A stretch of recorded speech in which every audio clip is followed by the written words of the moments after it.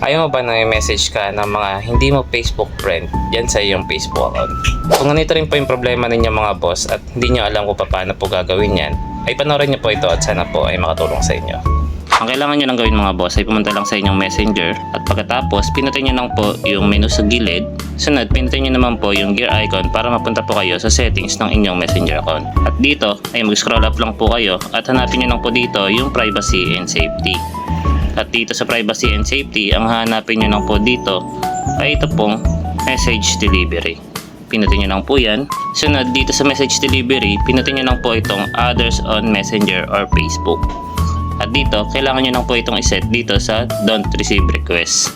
Para po hindi na po makapag-message yung mga tao na hindi nyo po kakilala dyan sa inyong Facebook account. So yun lang mga boss, sana po ay nagkaroon kayo ng idea sa video na ginawa ko. At kung nagustuhan nyo naman ang video na ito ay isang thumbs up lang at thank you comment ay masaya na ako. Maraming salamat sa inyo mga boss.